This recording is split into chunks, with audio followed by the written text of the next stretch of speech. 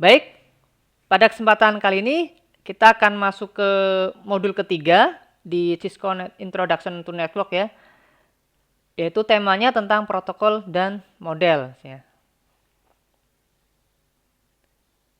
Tentang protokol dan model. Nah, tujuan dari modul 3 ini yaitu menjelaskan bagaimana protokol jaringan itu memungkinkan perangkat mengakses sumber daya jaringan baik secara lokal maupun secara jarak jauh ya. Ada 7 topik yang akan dibahas. Yang pertama yaitu rules ya. Yaitu menjelaskan jenis aturan yang diperlukan untuk berhasilnya suatu komunikasi ya. Supaya berkomunikasi itu bagaimana rulesnya. Kemudian protokol. Nah, menjelaskan mengapa protokol itu diperlukan dalam komunikasi jaringan. Dan yang ketiga, protokol switch. Menjelaskan tujuan mengikuti protokol switch itu sendiri. Dan yang keempat, standar organisasi ya. Standar organization di sini menjelaskan peran organisasi standar dalam menetapkan protokol untuk interoperabilitas jaringan. Kemudian yang berikutnya yang kelima yaitu reference model ya. Menjelaskan bagaimana model TCP/IP dan model OSI itu digunakan untuk memfasilitasi standarisasi dalam proses komunikasi. Dan yang keenam, topik yang keenam, data encapsulation ya. Menjelaskan bagaimana enkapsulasi data memungkinkan data tersebut diangkut melintasi jaringan. Dan yang terakhir yang ketujuh yaitu tentang data akses ya. Menjelaskan bagaimana host lokal mengakses sumber daya lokal di dalam jaringan. Baik, kita masuk ke topik yang pertama tentang rules ya. Di dalam rules di sini ada dasar-dasar dalam berkomunikasi ya, atau dasar-dasar komunikasi. Bahwa jaringan itu bervariasi baik dalam bentuk ukurannya, dalam bentuknya, dan juga dalam fungsi. Jadi bukan hanya dalam ukuran, bentuk, maupun fungsi, namun jaringan bisa dibilang akan menjadi rumit ketika perangkat-perangkat tersebut harus terhubung melalui jaringan internet. Ya. Namun jaringan tersebut bisa menjadi sangat sederhana ketika hanya ada dua komputer yang terhubung, baik secara langsung dengan menggunakan kabel atau langsung menggunakan tanpa kabel atau nirkabel. Namun, dalam konteks jaringan di sini, dalam berkomunikasi itu antara perangkat yang satu dengan yang lainnya, tidak hanya cukup dengan menggunakan koneksi secara fisik saja, baik dengan menggunakan kabel maupun nirkabel tadi. Nah, supaya komunikasi itu bisa terjadi, maka perangkat itu harus tahu ya, harus tahu bagaimana berkomunikasi. Maka di sini ada 3 elemen dalam melakukan komunikasi apapun ya. Ada 3 elemen dalam melakukan komunikasi apapun. Yang pertama yaitu sumber pesan ya, atau pengirim. Sumber pesan ini bisa disebut dengan orang ya, atau perangkat elektronik, atau yang mengirimkan ya, yang perlu melakukan suatu pengiriman ya.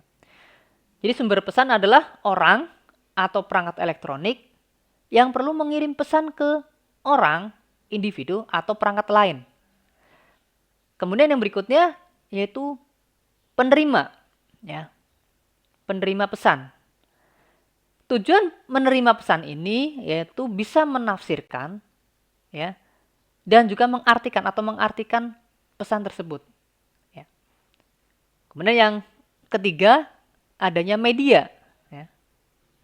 Media ini terdiri dari media yang menyediakan jalur perjalanan pesan dari sumber ke tujuan. Jadi ada 3 elemen penting ketika kita berkomunikasi apapun ya. Baik secara analogi ketika kita berbicara, ngomong, atau secara konteks jaringan. Jadi ada 3, yang pertama adanya pengirim, kemudian adanya penerima, dan yang ketiga adanya media yang digunakan. Baik, yang berikutnya, ini protokol komunikasi. Ya. Mengirim pesan baik dengan komunikasi tatap muka, seperti yang dicontohkan pada gambar di samping ini ya, di sebelah kanan, atau melalui jaringan yang dicontohi dengan gambar sebelah kiri, akan diatur oleh aturan. Aturan ini yang biasa disebut dengan protokol. Ya. Jadi semua komunikasi itu diatur oleh protokol. Ya. Protokol ini khusus untuk jenis metode komunikasi yang digunakan. Ya. Jadi metode yang digunakan tergantung dari jenis protokolnya nanti ya. Dalam komunikasi pribadi kita sehari-hari ini, aturan yang kita gunakan untuk berkomunikasi melalui suatu media, seperti menggunakan panggilan telepon, ya, maka belum tentu sama seperti ketika kita menggunakan media lain, seperti menggunakan media surat. Nanti aturannya berbeda ya. Jadi ketika kita dalam kehidupan sehari-hari, ini analoginya ya, ketika kita bertelepon, mengirim surat, nah itu aturannya akan berbeda masing-masing medianya. Begitu juga dengan di dalam jaringan. Ya. Di dalam jaringan juga sama. Ketika mengirim email, ketika melakukan chatting, apapun, maka aturannya akan berbeda-beda tergantung dari jenis media yang digunakan. Itu ya. Ini aturan ini akan bervariasi tergantung pada protokolnya, aturannya. Jadi aturan itu ya protokol, sebetulnya ya. Semua komunikasi diatur oleh protokol. Ya. Protokol adalah aturan yang akan diikuti dalam berkomunikasi. Jadi aturan itu ya protokol. Cuman di sini aturan yang mengikat di dalamnya itu tergantung dari jenis protokol yang digunakan, jenis media yang digunakan. Ini contoh di sini di gambar yang manusia ini. Misalkan di sini akan melakukan komunikasi ya. Nah, melakukan komunikasi. Di situ ada contoh nih. Individu harus menggunakan aturan atau kesepakatan yang ditetapkan untuk mengatur suatu percakapan. Nah, ini contohnya yang pertama. Ini sebelum adanya obrolan harus adanya kesepakatan ya, pembentukan aturan. Contoh pesan yang pertama ini adalah pesan yang sulit dimengerti ya. Pesan pertama ini sulit dibaca karena tidak diformat dengan benar. Sedangkan contoh yang kedua ini sudah diformat dengan cara yang benar. Contohnya yang pertama, di sini untuk susunan dari kalimat yang digunakan ini bisa dibilang terbalik-balik yang pertama. Kemudian kalau kita amati di sini ketika ngomong berbicara, yang kalimat-kalimat pertama, kedua ini menggunakan bahasa Inggris. Dengan yang kalimat berikutnya ini menggunakan bukan bahasa Inggris lagi ya. Ini a estrutula da gramatika. Nah, artinya ketika ini digunakan dalam berkomunikasi, maka tidak bisa atau susah dimengerti oleh penerima. Maka harus adanya aturan yang disepakati. Nah, contoh yang kalimat kedua ini menggunakan susunan yang sesuai, ya, sesuai dengan bahasa dan juga sesuai dengan susunan struktur dari bahasa itu sendiri. Gitu ya. Ini contoh percakapan sehari-hari. Kemudian yang berikutnya, protokol harus memperhitungkan beberapa persyaratan berikut. Ya. Yang pertama yaitu adanya pengirim dan penerima teridentifikasi. Ya. Artinya apa?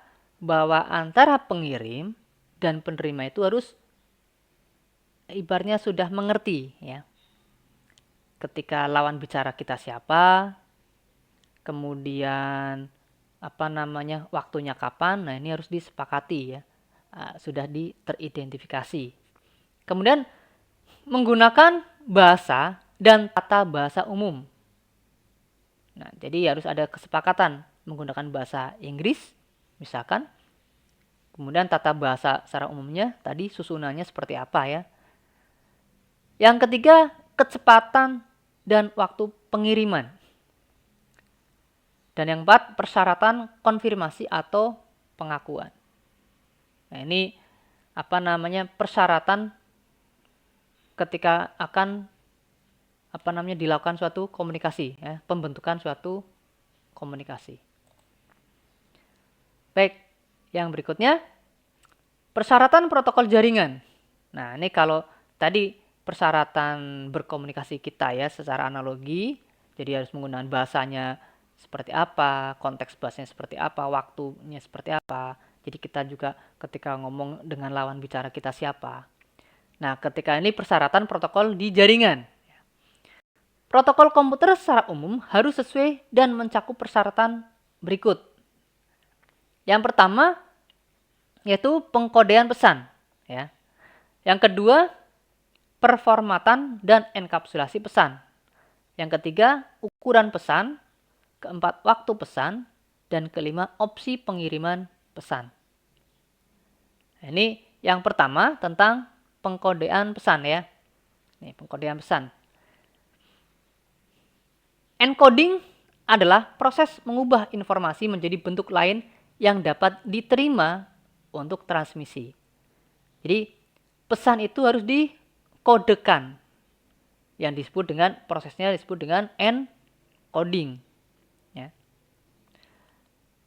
Kemudian yang berikutnya proses decoding, yaitu proses membalikan pesan tersebut untuk dapat ditafsirkan atau diartikan menjadi suatu informasi. Ya. Jadi ketika tadi ada pesan sudah terbaca, ini contohnya ada pesan gambar, kemudian nanti dikirim, nanti akan dibuat menjadi kode-kode, dan nanti akan diterima ya di sini menjadi suatu gambar. Nah, ini proses ini disebut dengan decoding ya. Mengubah proses kode-kode menjadi informasi yang dapat diartikan atau ditafsirkan menjadi suatu informasi yang berarti. Tapi kalau encoding itu proses yang tadinya menjadi informasi ya, sudah ada informasi kemudian dikodekan menjadi bilangan-bilangan biner misalnya seperti itu, dan kemudian dikirim, yaitu proses encoding. Kemudian yang berikutnya pemformatan dan enkapsulasi pesan. Jadi pesan yang dikirim harus menggunakan format atau struktur tertentu. Ya.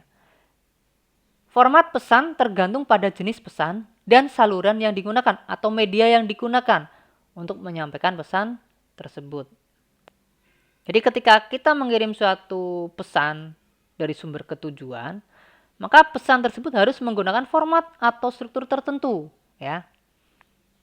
Format pesan tergantung pada jenis pesan dan media atau saluran yang digunakan untuk menyampaikan pesan tersebut. Contoh analoginya ketika kita mengirim pesan menggunakan surat, ya. Ini contoh di sini si penulis ya, menulis surat, ya.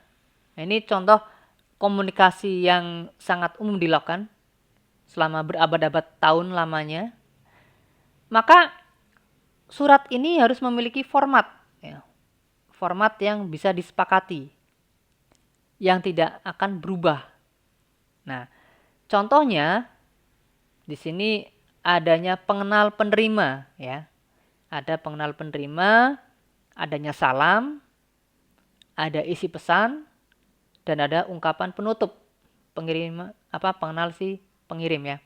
Contohnya di sini ada ini penerimanya siapa nih? Nah, ini.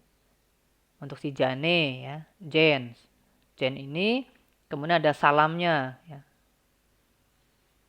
Ini salam, kemudian ada isinya, isi ini. Kemudian penutup pengenal pengirim nih. John ya. Jadi ini salamnya, kemudian ini isi pesannya, dan ini ungkapan si pengirim ya, pengenal si pengirim. Nah, ini menjadikan standar yang bisa disepakati dan tidak berubah ya. Kemudian yang berikutnya di dalam jaringan ya. Kalau ini secara analogi, nah ini secara jaringan juga sama. Jadi ada versi dari IP-nya ya, kemudian kalau IP itu berarti bisa diibaratkan sebagai amplopnya ya, IP versi 4 atau versi 6. IP ini adalah protokol yang bisa berfungsi atau mirip dengan amplop. Yang berikutnya yaitu tentang ukuran pesan. Encoding antar host harus dalam format yang sesuai untuk medianya atau jenis medianya ya. Pesan yang dikirim melalui jaringan diubah menjadi bit. Bit dikodekan menjadi pola cahaya, suara, atau impul listrik. Host tujuan harus memecah kode sinyal untuk menafsirkan pesan. Jadi, seperti ketika kita berbicara, maka kita juga harus memecah atau memotong pesan-pesan tersebut menjadi beberapa bagian kalimat-kalimat kecil. Di dalam jaringan juga sama. Pesan yang akan dikirim, panjangnya itu akan disesuaikan dengan medianya tadi. Maka biasanya akan dipecah menjadi bagian-bagian yang lebih kecil. Aturan yang mengatur ukuran dari potongan-potongan tersebut ya, dari bingkai yang digunakan, kemudian di komunikasi yang di dalam media tersebut itu tergantung dari saluran yang digunakan atau media yang digunakan. Di besar kecilnya pesan yang dikirim itu tergantung dari medianya atau jalannya. Seperti itu ya. Panjang dari frame-nya pun panjang pendeknya akan dipengaruhi oleh jenis media yang digunakan. Maka batasan ukuran frame itu mengharuskan host sumber untuk dapat memecah pesan supaya tidak terlalu panjang dan tidak terlalu pendek. Jadi ada batas ukuran atau persyaratan minimum dan juga maksimumnya antara host penerima dengan pengirim tadi. Ya.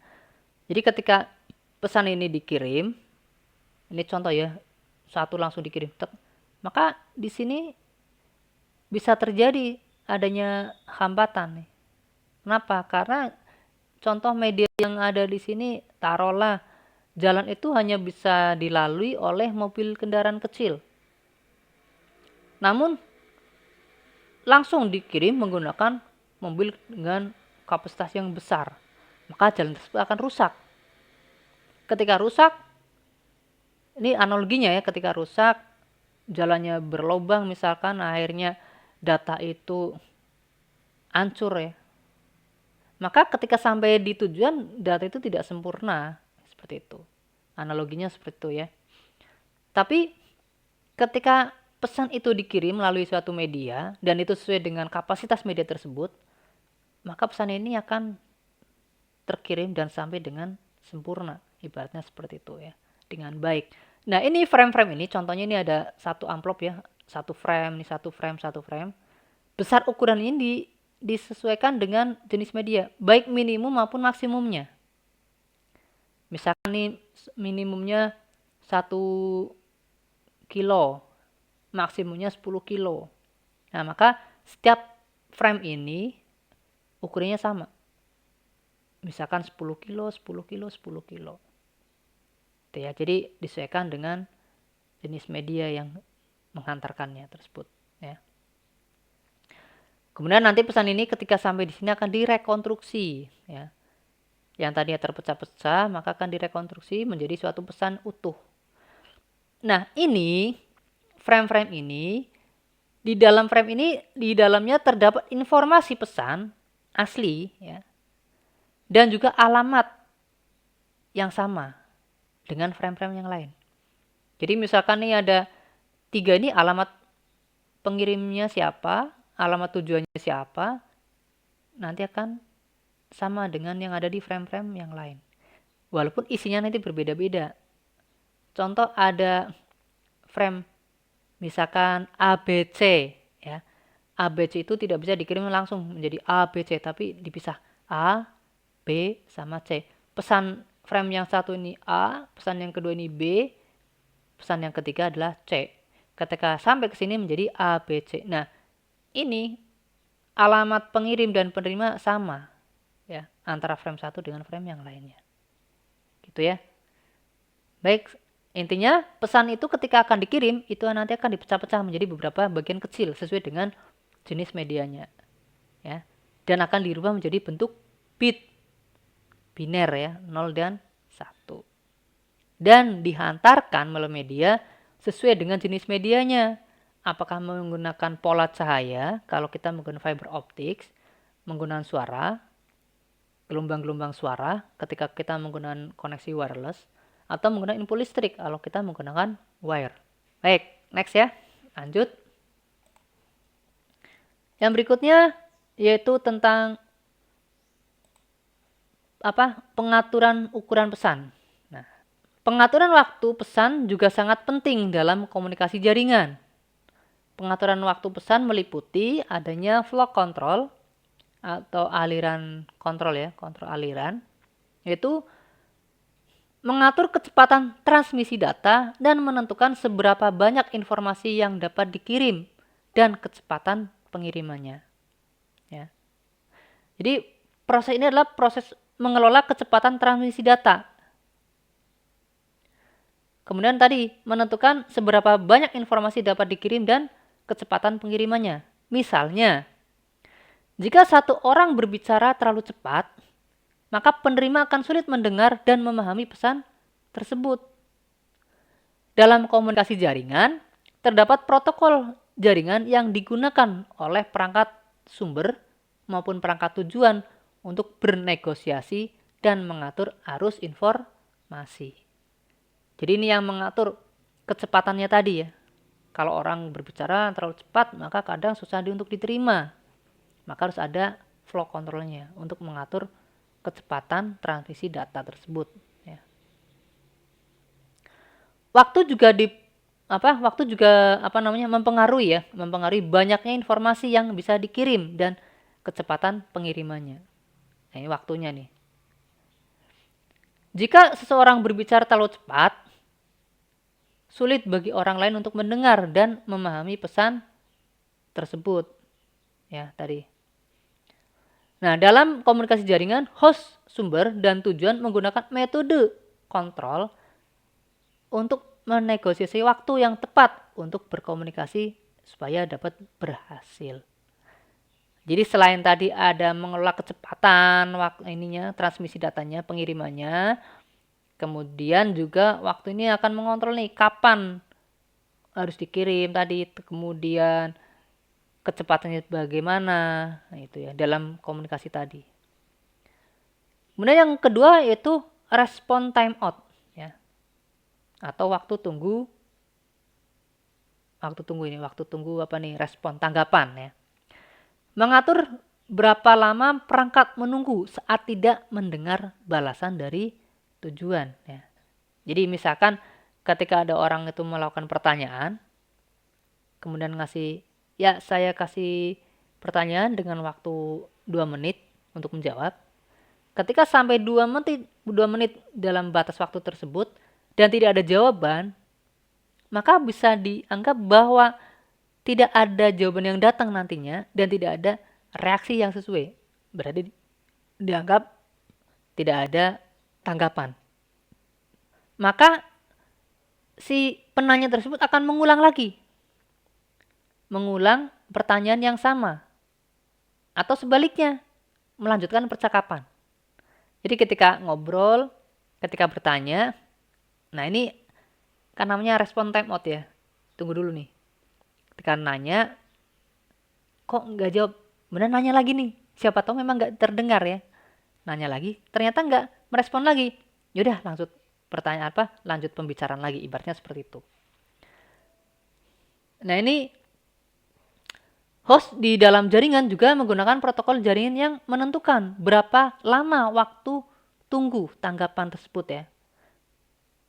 Dan tindakan apa yang harus diambil ketika pada batas waktu tersebut habis, tanggapannya seperti apa? Jadi sama, ketika di dalam jaringan, ketika mengirim, melakukan request, kemudian ada respon tidaknya, maka jaringan pun dia memiliki waktu tunggu nih. Ketika merequest ternyata tidak ada balasan, dan merequest lagi tidak ada balasan, ya, maka si jaringan ini, perangkat ini akan mengasih informasinya mungkin request timeout ya. Makanya ketika kita melakukan suatu ping ya misalkan, kemudian tidak ada respon, maka muncullah RTO, respon timeout. Nah ini jadi ada informasi yang diberikan ya. Kemudian yang ketiga, akses method ya. Menentukan kapan seseorang dapat mengirim pesan. Contohnya di sini ketika kita ngobrol ya, kemudian lawan bicara kita juga ngobrol, maka pesan itu akan bertabrakan ya. Dan bisa jadi kita nggak paham dengan apa yang dimaksud. Seperti itu ya. Contohnya ketika orang berantem, adu mulut ya, adu argumen ya, bukan adu mulut ya. Adu argumen ya. Satu ngomong, satunya ngomong. Kadang ya dari beberapa obrolan yang diucapkan, yang diterimanya beberapa saja. Karena kita yang ngobrol, lawan bicara kita juga ngobrol gitu. Nah ini akan menjadi pesan itu rusak ya, adanya tabrakan. Nah, mungkin ada berbagai aturan yang mengatur masalah seperti collision tadi, tabrakan ya. Ini terjadi ketika lebih dari satu perangkat mengirimkan data pada saat yang sama dan pesan menjadi rusak. Maka ada beberapa protokol yang proaktif dan berusaha mencegah adanya collision atau tabrakan. Protokol lain reaktif dan menetapkan metode pemulihan setelah tabrakan terjadi. Jadi ketika pesan itu nih, harusnya kan udah tahu nih kapan harus dikirim misalkan ya. Ternyata sudah terlanjur dikirim, terjadi tabrakan, maka bagaimana protokol itu harus lebih aktif supaya memulihkan pesan yang rusak tadi. Dengan cara apa? Meminta ulang. Baik itu ya. Jadi ada dalam pengaturan waktu tadi ada flow control, respon timeout, dan akses method. Baik, yang berikutnya yaitu opsi pengiriman pesan. Nah, opsi pengiriman pesan di sini ada 3 opsi ya. Ada 3 metode. Yang pertama yaitu unicast ya, yaitu komunikasi 1 lawan 1. Kemudian yang kedua multicast, yaitu 1 ke banyak, biasanya tidak semua. Artinya ada ke beberapa ya, lebih dari 1. Tapi kalau ke banyak, ke semua, lebih dari 1, 1 ke banyak, tapi semua itu disebut dengan broadcast. Misalnya di sini, ini contohnya multicast ini 1 ke 2 ya. Kalau 1 ke 3 juga disebut dengan multicast. Tapi kalau 1 ke 4 itu sudah disebut dengan broadcast. Nah, broadcast ini digunakan di jaringan menggunakan pengalamatan IP versi 4. Tetapi ketika menggunakan IP versi 6, namanya sudah bukan broadcast lagi, tapi diganti menjadi anycast ya, sebagai opsi pengiriman tambahan untuk IP versi 6. Baik ya. Nah, ini yang berikutnya, ini contoh dari lambang ya, atau icon unicast, multicast, dan broadcast. Baik, itu tentang rules ya. Untuk pembahasan yang topik yang kedua tentang protokol ya. Nah, protokol jaringan menentukan seperangkat aturan umum. Dapat diimplementasikan pada perangkat lunak, perangkat keras, ataupun keduanya. Ya. Protokol sendiri memiliki fungsi, format, dan aturan.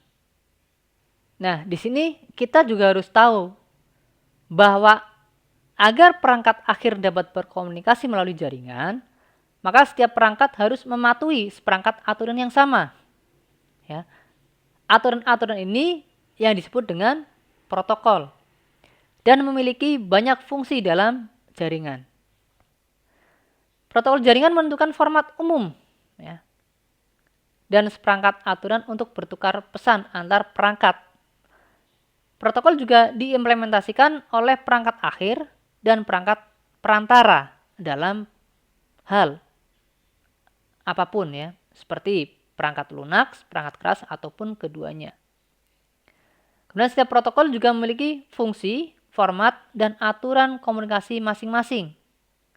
Ini contohnya ada protokol jaringan, ya. Ini mengaktifkan 2 atau lebih perangkat untuk berkomunikasi melalui 1 atau lebih jaringan, ya. Nah, di sini contohnya nanti ada protokol IP, protokol TCP, ada HTTP, dan banyak lagi, ya. Ini contoh komunikasi jaringan. Dan untuk protokol keamanan jaringan, mengamankan data untuk memberikan autentikasi, integritas data, dan enkripsi data. Ya. Ini contohnya seperti SSH, kemudian SSL, dan juga ada TLS. Nah, ini contoh dari protokol keamanan jaringan, ya. Kemudian yang berikutnya yaitu routing, ya, atau protokol routing. Ini protokol yang memungkinkan perangkat router untuk bertukar informasi rute tentang rutenya, ya. Membandingkan informasi tentang jalur dan kemudian memilih jalur terbaik ke tujuan, ya. Contohnya di sini nanti ada routing menggunakan algoritma OSPF, ya. Contoh lain seperti BGP. Ya, ini contoh di dalam routing protokol. Nah. Dan yang berikutnya service discovery protokol, ya. Protokol yang digunakan untuk deteksi otomatis perangkat atau layanan, ya. Contohnya protokol tentang DHCP, ya. Kemudian tentang IP ini juga masuk, ya, alokasi alamat IP. Kemudian ada DNS. Nah, ini juga masuk ke dalam service discovery ini. Ini contoh jenis-jenis protokol yang berfungsi atau bekerja di dalam service discovery. Tadi contoh ada DHCP, ada IP, ada DNS, ya. Kalau yang routing tuh biasanya nanti ada OSPF, ada BGP. Kalau yang keamanan itu ada SSH, ada SSL, ada TLS. Kalau yang komunikasi jaringan itu sendiri, itu ada biasanya tentang IP-nya juga, tentang pengalaman IP, ada TCP, ada juga HTTP. Baik, yang berikutnya tentang fungsi protokol jaringan, ya. Protokol komunikasi jaringan bertanggung jawab atas berbagai fungsi yang diperlukan untuk komunikasi jaringan antara perangkat akhir, ya. Ini misalnya pada gambar tersebut, ya, bagaimana komputer dapat mengirim pesan melalui beberapa perangkat jaringan ke server. Nah, ini contohnya itu. Jadi protokol memungkinkan memiliki satu atau fungsi, ya, atau beberapa fungsi maksudnya, satu atau beberapa fungsi. Ini fungsinya contohnya yang pertama addressing, ya. Fungsi ini yaitu mengidentifikasi pengirim dan penerima pesan yang dituju menggunakan skema pengalamatan yang ditentukan. Contohnya di sini menggunakan pengalamatan termasuk ada IP versi 4 ataupun pengalamatan menggunakan IP versi 6. Kemudian berikutnya reliability atau kehandalan, ya. Fungsi ini yaitu memberikan jaminan mekanisme pengiriman jika pesan hilang atau rusak saat transit. Ya. Karena adanya jaminan, maka protokol yang digunakan nanti ada protokol TCP, di mana protokol TCP itu menyediakan pengiriman yang terjamin. Ya. Kemudian flow control, ya, atau kontrol aliran. Nah, fungsinya untuk memastikan bahwa data mengalir dengan kecepatan yang efisien antara dua perangkat yang berkomunikasi. Nah, protokol yang berfungsi di sini juga ada protokol TCP, di mana protokol TCP ini menyediakan layanan kontrol aliran. Ya. Jadi TCP selain dia menyediakan pengiriman secara terjamin, TCP juga menyediakan layanan kontrol aliran. Kemudian sequencing atau urutan. Fungsi ini secara unik memberikan label pada setiap segmen data yang ditransmisikan. Perangkat penerima menggunakan informasi urutan untuk memasang kembali informasi yang benar. Nanti di urutan ini, kalau tadi kan data itu akan dipecah-pecah menjadi beberapa piece ya, beberapa bagian. Maka fungsi yang dilakukan adanya sequencing ini, maka dia akan mengurutkan lagi nih. Mengurutkan pecahan-pecahan tadi. Karena bisa jadi ketika file itu dikirim menggunakan tadi konsep space tadi ya, dipotong-potong menjadi beberapa bagian, bisa jadi yang sampai itu bukan urutan pertama dulu, tapi bisa jadi urutan yang kedua, ketiga, atau yang terakhir yang sampai ke tujuan terlebih dahulu, baru nanti akan diurutkan menjadi 1, 2, 3, 4 misalkan ya. Nah, hal ini atau fungsi gunanya ya, jika segmen data hilang, tertunda, atau diterima dalam keadaan rusak, maka TCP juga menyediakan layanan pengurutan ya. Jadi TCP itu selain tadi menyediakan pengiriman terjamin ya, kemudian adanya kontrol aliran, juga akan menyediakan pengurutan data-data tadi yang dikirim. Baik, yang berikutnya tentang error detection ya, atau deteksi kesalahan. Fungsi ini digunakan untuk menentukan apakah data menjadi rusak selama transmisi. Nah, ada beberapa protokol yang berfungsi di sini, yaitu dalam menyediakan deteksi kesalahan, termasuk adanya IP versi 4, versi 6, Ethernet ya, dan juga TCP juga menangani deteksi kesalahan. Dan yang berikutnya aplikasi interface ya, application interface atau antarmuka aplikasi ini. Fungsi ini yaitu berisi informasi yang digunakan untuk proses-proses komunikasi antara aplikasi jaringan. Misalkan nih, saat mengakses halaman web, maka protokol HTTP atau HTTPS digunakan untuk berkomunikasi antara proses di web client dan server. Jadi ini yang terjadi ya, yang terlihat di kita ya, proses ke proses ya, komunikasi proses antar proses. Baik ya, itu tentang fungsi protokol jaringan. Ada 6 fungsi, itu addressing, reliability, flow control, sequencing, dan error detection, terakhir aplikasi interface. Baik, yang berikutnya protokol ya. Yang ketiga ini ya, protokol. Topik yang ketiga, protokol, itu yang pembahasan yang pertama tentang interaksi protokol ya. Pesan yang dikirim melalui jaringan komputer itu biasanya memerlukan penggunaan beberapa protokol ya. Masing-masing dengan fungsi dan formatnya sendiri-sendiri. Nah, contoh ada gambar tersebut ya, yaitu menunjukkan beberapa protokol jaringan secara umum yang digunakan saat perangkat mengirimkan permintaan ke server web untuk mengakses halaman web ya. Jadi contohnya ada klien, dia mengakses melalui media internet, kemudian mengakses ke server ya. Maka ada beberapa protokol yang digunakan. Di situ ada HTTP, ada TCP, ada IP, dan ada Ethernet ya. Ini contoh ketika mengakses. Nah, yang pertama ini ada protokol HTTP ya. Fungsinya mengatur cara kerja web dan klien web berinteraksi. Ya. Mengatur cara kerja server web dan klien web berinteraksi. Dan mendefinisikan konten dan format. Ya.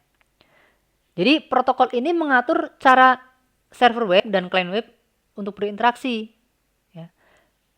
HTTP juga tadi mendefinisikan konten dan performatan, permintaan dan tanggapan yang diperlukan serta dipertukarkan antara klien dengan server. Baik perangkat lunak klien dan server web menerapkan HTTP sebagai bagian dari aplikasi. Maka HTTP itu tergantung pada protokol lain untuk mengatur bagaimana pesan diangkut antara klien dengan server. Jadi si HTTP ini dia hanya mengatur si server dan klien itu bisa berinteraksi nih. Dan HTTP juga tadi tergantung dengan protokol lain. Ya, untuk mengatur bagaimana pesan itu dapat diangkut. Jadi kalau mengangkut itu bukan bagian dari HTTP-nya, ya. Ada protokol lain yang mengaturnya. Dan yang kedua, TCP ya. Mengelola percakapan nih. Ini protokol ini mengatur percakapan individu ya. TCP juga bertanggung jawab untuk menjamin pengiriman informasi yang handal dan mengelola kontrol aliran antara perangkat akhir. Jadi selain dia mengelola percakapan, juga memberikan jaminan pengiriman serta mengelola kontrol aliran. Ini untuk yang TCP. Dan untuk protokol yang berikutnya yaitu tentang protokol IP. Ini protokol ini bertanggung jawab untuk mengirimkan pesan dari pengirim ke penerima. IP digunakan oleh router untuk meneruskan pesan ke beberapa jaringan. Ini contohnya kalau misalkan terdiri dari beberapa perangkat dalam jaringan tersebut. Ya. Dan yang terakhir adalah Ethernet. Protokol ini bertanggung jawab untuk mengirimkan pesan dari satu NIC ke NIC lain pada Ethernet lokal area network yang sama. Ini contohnya ketika ada perangkat, maka si Ethernet itu dia hanya mendeteksi pengiriman dari NIC ke NIC yang lain pada local area network. Jadi tadi ketika di luar jaringan atau di luar jaringan PC, taruhlah PC A akan mengirim ke PC klien akan melakukan respon request ke server. Ini contohnya ketika ada PC klien, dia akan melakukan request ke server. Maka si Ethernet ini dia hanya mengelola di local area networknya. Dari PC taruhlah ke router. Nah, dia mengirim pesan dari PC klien ke routernya. Dari NIC 1 ke NIC yang lain pada jaringan LAN. Nah, ketika ternyata servernya itu berada di luar jangkauan, yang jauh maksudnya ya, di luar jaringan, ketika si server berada di luar jaringan, maka router itu akan meneruskan. Maka fungsi router itu dia akan meneruskan pesan ke jaringan yang lain.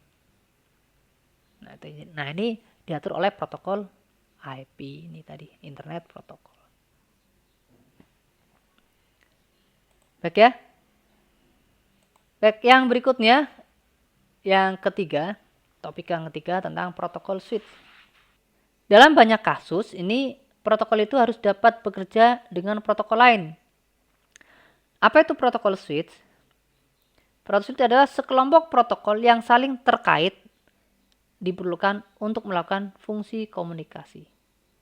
Kumpulan aturan yang bekerja sama untuk membantu memecahkan suatu masalah. Protokol dilihat dari segi lapisan, bahwa lapisan lebih tinggi, lapisan bawah, ini berkaitan dengan pemindahan data dan menyediakan layanan ke lapisan atasnya. Seperti yang ada dalam gambar ini ya. Kita dapat menggunakan lapisan untuk menggambarkan aktivitas yang terjadi dalam komunikasi tatap muka. Nih contohnya. Di bagian bawah ada lapisan fisik. Ya. Nah, lapisan fisik ini yaitu contoh yang dimiliki oleh dua orang ya dengan suara yang menggunakan kata-kata yang lantang ya contohnya. Menggunakan suara yang lantang ya. Kemudian di tengah adalah lapisan aturan. Nah, di tengah ada lapisan aturan. Rules ya. Yang mengatur persyaratan komunikasi termasuk bahasa yang umum yang harus dipilih atau disepakati. Kemudian di bagian atas adalah lapisan konten. Lapisan konten adalah lapisan komunikasi sebenarnya yang diucapkan ya. Jadi di sini lapisan fisik itu karena ini jaraknya jauh ya, maka ngomongnya harus lantang misalkan. Rulesnya menggunakan bahasa yang bisa dimengerti oleh keduanya. Dan di sini lapisan atas, di sini paling atas adalah isi informasi yang terjadi. Ya, ini content layer ya. Ini apa? Isinya where is the cafe. Ya, ini di mana menanyakan di mana letak sebuah cafe. Contoh protokol switch ya. Ini kalau dilihat dari segi lapisannya. Baik, yang berikutnya yaitu evolusi protokol switch ya. Bahwa tadi protokol switch adalah seperangkat protokol yang bekerja sama untuk menyediakan layanan komunikasi jaringan yang komprehensif ya tadi. Sekitar mulai dari tahun 1970-an lah. Ini telah ada beberapa rangkaian protokol yang berbeda nih. Ya. Ini dikembangkan oleh organisasi standar ya, yang dimiliki dan dikembangkan oleh berbagai macam vendor. Ini contohnya di sini ada protokol TCP/IP ya. Ini juga bisa disebut dengan protokol dengan standar terbuka.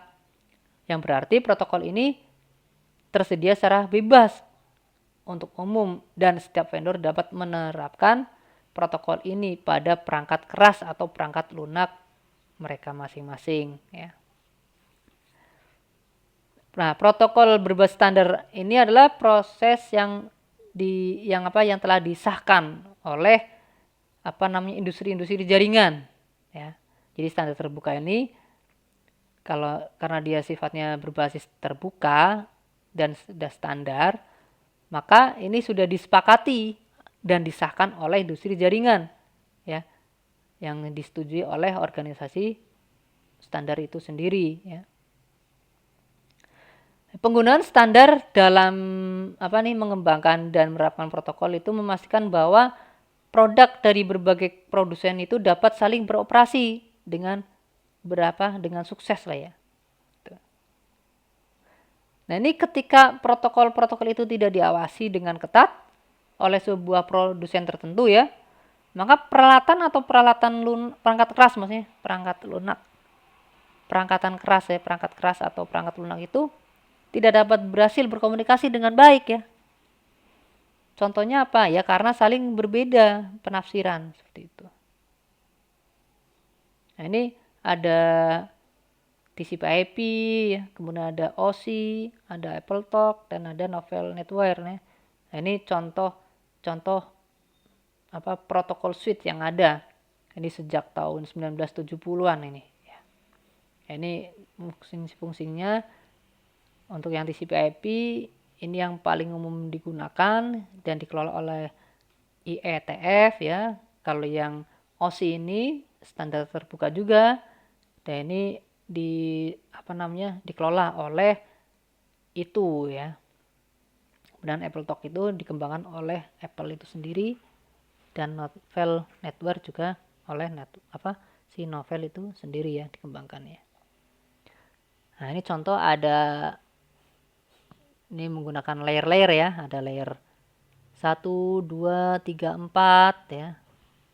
Nah, ini contoh kalau di dalam TCP/IP seperti ini, ISO seperti ini, AppleTalk seperti ini, dan Novel seperti ini. Baik ya, kita lanjut. contoh protokol TCP/IP ya. Protokol TCP/IP tersedia untuk aplikasi, transportasi, dan lapisan internet. Ya.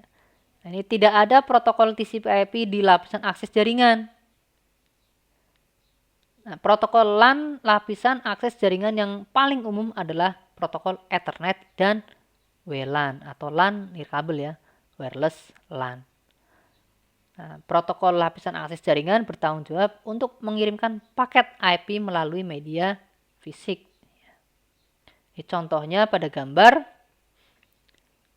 Contoh dari 3 protokol di dalam TCP/IP ya yang digunakan untuk mengirim paket antara browser contohnya. Antara browser, web, host ya, dan server web. Ya, contohnya ada protokol untuk HTTP, ada TCP dan IP atau sering disebut dengan protokol TCP/IP. Kemudian ada lapisan akses jaringan, ini menggunakan Ethernet. Nah, ini yang digunakan pada contoh nih, ada Ethernet nih untuk akses networknya. Tapi selain dia dijadikan standar untuk LAN dan WLAN, TCP/IP juga bisa dijadikan standar layanan seluler ya, juga bisa. Baik, berikutnya yaitu masih tentang protokol TCP/IP ya. TCP/IP adalah rangkaian protokol yang digunakan oleh internet dan mencakup banyak protokol. TCP/IP adalah rangkaian protokol standar terbuka yang tersedia secara bebas untuk umum dan dapat digunakan oleh vendor manapun ya. Kemudian TCP/IP juga merupakan rangkaian protokol berbasis standar yang didukung oleh industri jaringan dan disetujui oleh organisasi standar untuk memastikan interoperabilitas. Jadi ada 2 aspek penting ya di dalam TCP/IP di sini, bahwa TCP/IP itu sekarang bisa dibilang protokol yang banyak digunakan ya, yang digunakan oleh internet dan juga jaringan saat ini ya. Ini ada beberapa protokol yang ada sekarang ya, yaitu ada DNS, contohnya DHCP, SMTP, POP3 ya, IMAP, FTP, SFTP, TFTP, HTTP, HTTPS, REST. Nah, ini contoh-contoh protokol yang bekerja di layer aplikasi. Kemudian ada TCP dan UDP. Nah, ini bekerja di layer transport. Sedangkan di layer internet itu ada IP versi 4, IP versi 6, ada NAT, ada ICMP versi 4, ada ICMP versi 6, ada ICMP versi 6ND ya. Kemudian untuk routingnya nih ada OSPF, IGRP dan BGP. Ini contoh-contoh protokol yang ada ya.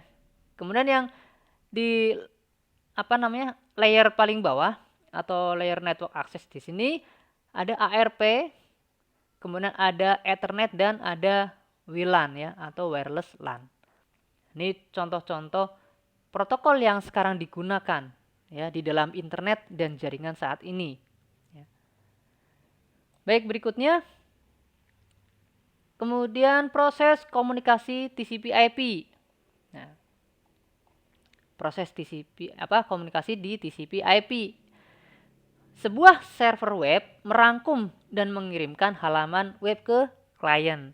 Nah, ini contoh prosesnya ini ya. Nah, kalau digambarkan, ini ada web server, ada web client. Nah, ini di mana prosesnya pertama kali ketika masih berada di layer paling atas, layer aplikasi masih berupa data ya. Kemudian diteruskan ke bawah, ke lapisan bawahnya atau layer di bawahnya. Data ini maka dia akan ditambah header untuk header segmen ya. TCP segmen ini berubah menjadi segmen. Dari data berubah ke dalam segmen. Kemudian turun lagi ke lapisan bawahnya lagi. berubah menjadi paket. Kemudian di sini ditambahkan dengan header IP, ya. Kemudian turun lagi ke lapisan bawah lagi, ya ini adanya frame, ya, header frame. Ini ditambah dengan Ethernetnya yang nanti akan menghantarkan ya sebagai medianya. Berarti nanti kalau dikirim ke sini, maka yang dikirim ada data, ada untuk protokol TCP-nya, ada protokol IP-nya, dan juga ada protokol Ethernet. Nah, ketika dikirim ke sini, kemudian dirubah ke dalam bentuk biner 0101 ya. Dan nanti akan dirubah, dikodekan sesuai dengan media yang digunakan ya. Jadi data biner ini nanti akan dirubah. Yang tadinya berupa biner ya, tetap nanti biner, hanya nanti dikodekan berdasarkan media yang akan digunakan untuk mengantar. Kemudian nih masuk ke dalam klien web ini, maka si klien itu ini akan mengembalikan proses enkapsulasi halaman web untuk browser web. Jadi nanti masuk ke sini, yang Ethernet frame ini nanti akan dihapus nih. Ya, dia akan turun di lapisan bawah ini. Ibaratnya frame ini dia akan melepas header Ethernetnya, kemudian naik ke atas, hanya tertinggal IP paket dan juga yang ada di sini ya, ada segmen dan datanya. Kemudian masuk ke layer atasnya lagi, IP-nya ini nanti dia akan dilepas, tinggal segmen dan juga data. Sampai ke sini, kemudian sampai ke layer atasnya lagi, maka yang segmen ini, TCP segmen ini dia akan melepas headernya, yang akhirnya dia hanya tersisa data atau informasi saja. Nah, ini proses deenkapsulasi ya, atau sering dipercepat dengan istilah dekapsulasi, seperti itu ya. Dan yang berikutnya, untuk topik berikutnya yang keempat, standar organisasi ya. Baik, ini yang pertama, topik yang pertama di tema ini ya. Keempat, open standards atau standar terbuka ini mendorong yang pertama ada interoperabilitas. Kemudian ada kompetisi.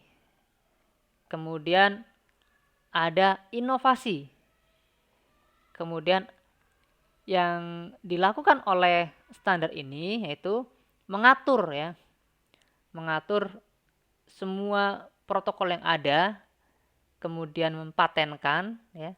Jadi standar organisasi ini untuk memastikan ketika adanya teknologi baru, ketika ada perkembangan baru harus sesuai atau terregresasi di standar-standar ini. Baik IEEE, IANA ini ya sampai ke TIA ini beda-beda masingnya. Fungsinya berbeda-beda masing-masing organisasi ini. Jadi fungsi atau tugas dari masing-masing organisasi ini berbeda-beda. Dan organisasi ini sifatnya non-profit. Ya. Kemudian netral. Ya, tidak memihak ke dalam satu vendor manapun.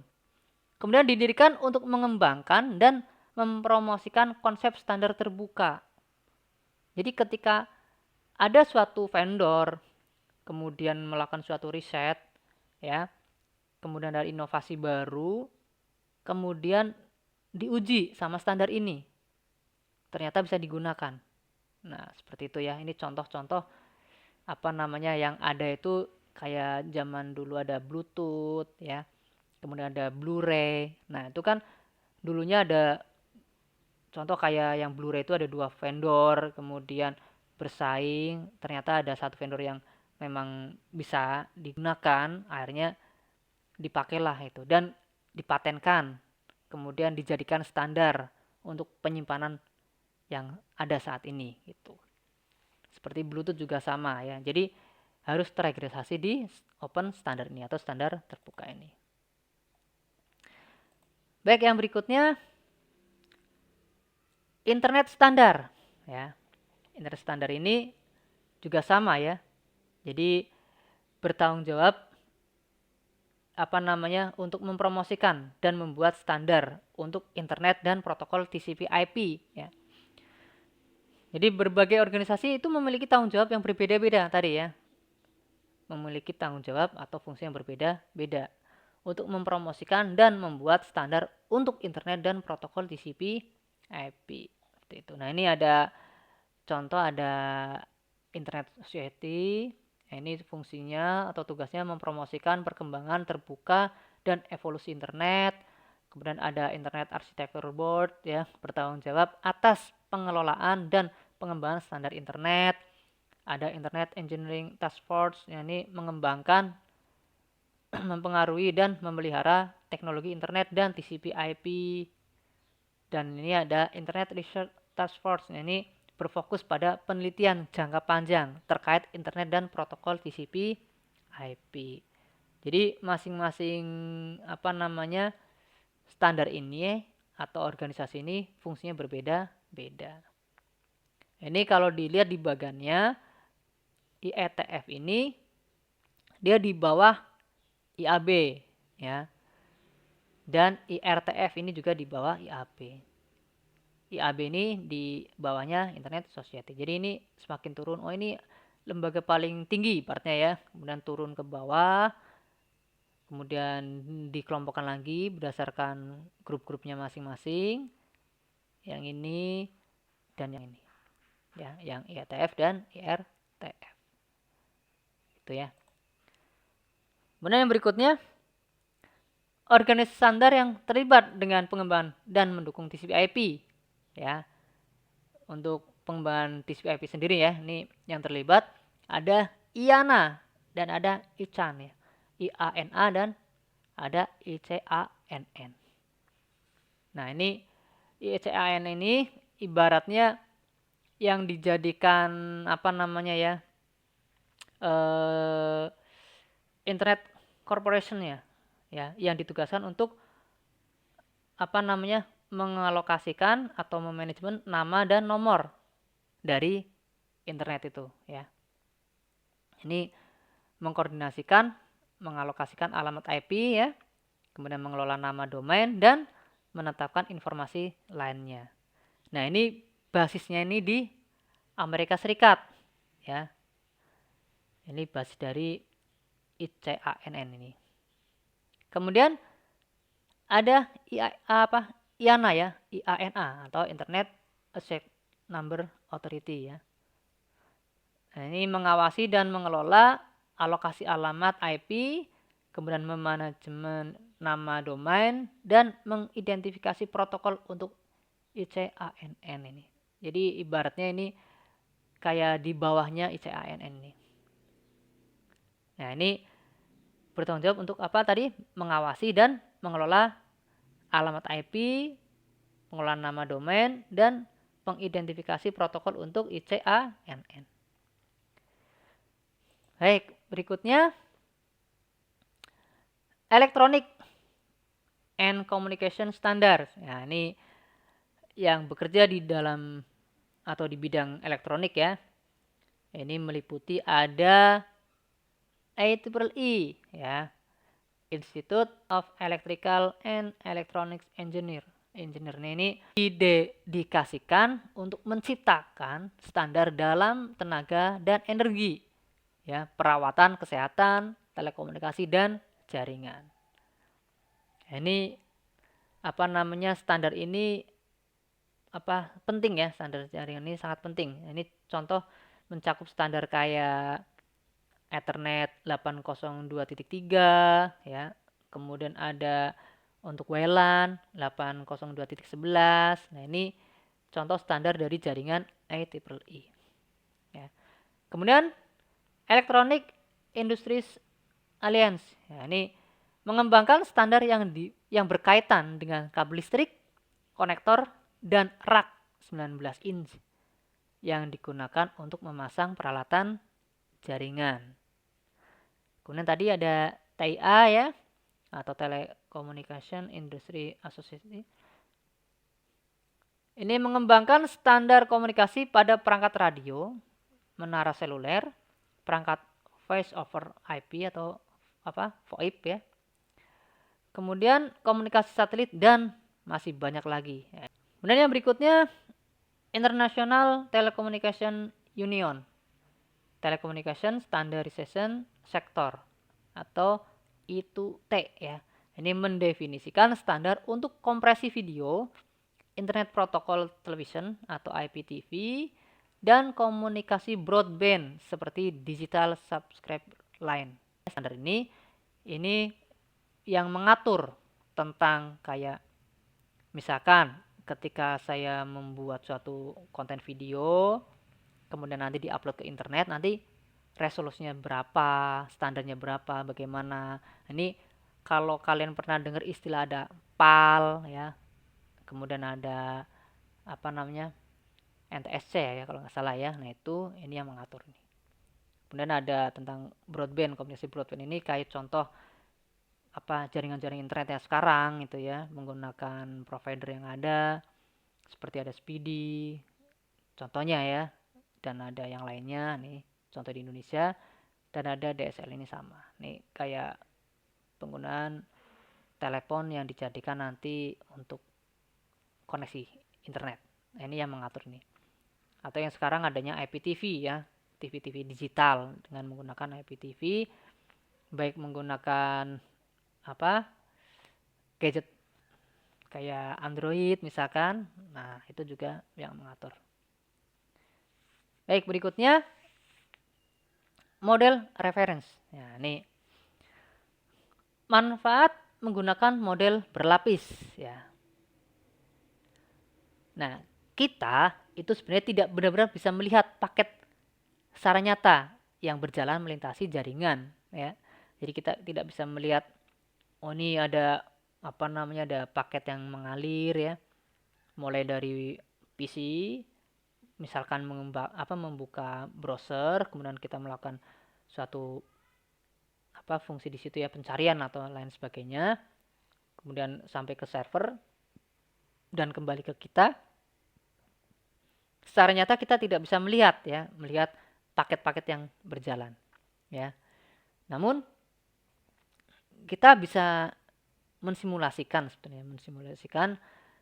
kira-kira paketnya itu seperti apa untuk tiap-tiap layer ya.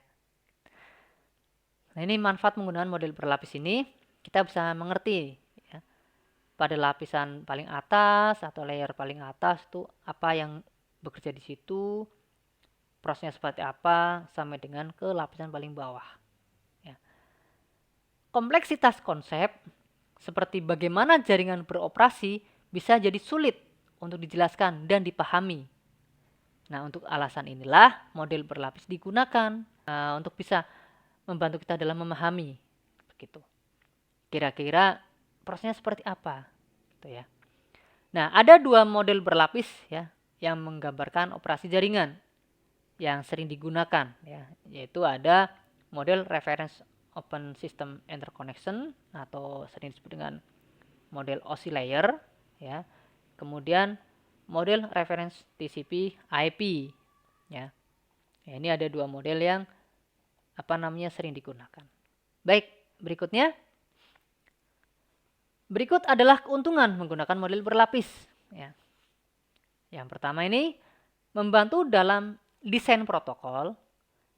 Mengapa? Karena protokol yang beroperasi pada lapisan tertentu telah menentukan informasi yang mereka definisikan dan interface yang ditentukan untuk lapisan di atas dan di bawahnya ya.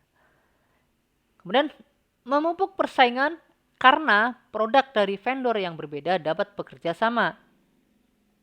Jadi saling persaingan baik ya. Saling bersaing untuk bisa memperbaiki artinya. Mengupdate ya, bukan persaingan yang jelek ya. Kemudian kemampuan menengah adanya perubahan dalam satu lapisan agar tidak mempengaruhi lapisan lain di atas dan di bawahnya. Jadi ketika ada lapisan di bawahnya dan di atasnya, nah lapisan tengah ini dia ibaratnya tidak akan mempengaruhi ya perubahan-perubahan yang terjadi. Jadi masing-masing lapisan itu memiliki fungsinya sendiri-sendiri. Kemudian menyediakan bahasa umum untuk mendeskripsikan fungsi dan kapabilitas jaringan. Ya, ini manfaat menggunakan model berlapis. Baik, yang berikutnya tentang model referensi OSI ini ya. Jadi tadi ada dua model OSI atau referensi OSI dan model TCP/IP. Nah, untuk model referensi OSI ini ada 7 lapis ya atau 7 layer. Di mana lapisan yang pertama itu disebut dengan physical layer ya.